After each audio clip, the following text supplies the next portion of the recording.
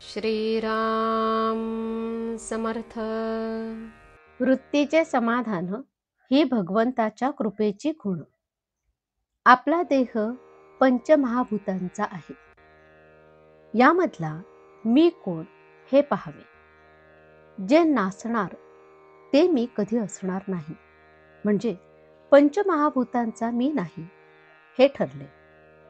जो शाश्वत असतो तोच सच्चिदानंद असतो. मी भगवत स्वरूप व्हावे अशी प्रत्येक मनुष्याची सुप्त अगर प्रगट इच्छा असते. तेव्हा त्यापैकी थोडा तरी मी असल्याशिवाय मला असे वाटणार नाही.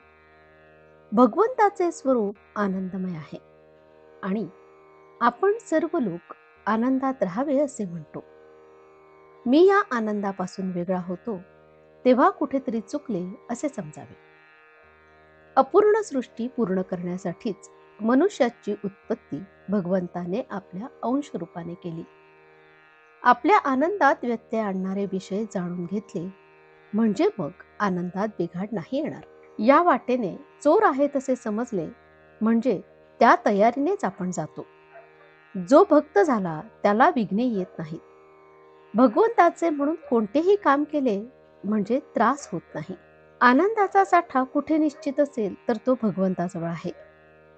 नाटकात राजाचे काम करणारा माणूस जसा मी खरा भिकारीच आहे हे ओळखून काम करतो, त्याप्रमाणे आपण आपले खरे स्वरूप ओळखून प्रपंच करावा. नाशवंत वस्तूवर आपण प्रेम करतो, तसेच लहान सहान गोष्टीत अभिमान धरतो. इथेच तर आमचे चुकते. मी जे नाही ते व्हावे यात सुख आहे असे वाटते. कामधेनूजवळ आपण विषय मागतो आणि दुःख झाले म्हणून रडत बसतो. याला काय करावे? जो परमार्थात जाणता तोच खरा जाणता होय. परमार्थ म्हणजे बावळटपणा कसा असेल? अनेक बुद्धिमान विद्वान लोकांना जिथे आपल्या बाजूला वळवायचे असते तिथे बावळटपणाला वावच नाही. विद्वान लोक वेदांत अत्यंत कठीण करून जगाला उगीच फसवतात. मग सामान्य माणसाला असे वाटते की अरे, हा वेदांत आपल्यासाठी नाहीच. परंतु ही चूक आहे. वेदांत हा सर्वांसाठी आहे, सर्व मनुष्य मात्रांसाठी आहे. वेदांताशिवाय मनुष्याला जगताच येत नाही. घराच्या छपराखाली ज्याप्रमाणे सर्व लहान लहान खोल्या येतात, त्याप्रमाणे वेदांतात इतर सर्व शास्त्रे येतात. शास्त्रांचे मार्ग हे वृत्तीला भरकटू न देण्यासाठी आहेत. ते वृत्तीला हरू देत नाहीत. त्यात नामाची गाठ पडली की भगवंतापर्यंत साखळी जोडली जाते. आपण व्यवहारासाठी जन्माला आलो नसून भगवंतासाठी आलो आहोत. म्हणून आपण अमुक एक वस्तू नाही म्हणून कष्टी होण्यापेक्षा दुसरी एखादी वस्तू आहे म्हणून समाधानात राहावे.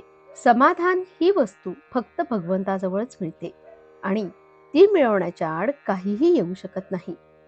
आजचे बोधवचन: वृत्तीचे समाधान असणे ही भगवंताच्या कृपेची खूण आहे आणि त्याकरता भगवंताचे सतत अनुसंधान ठेवणे अत्यंत आवश्यक आहे.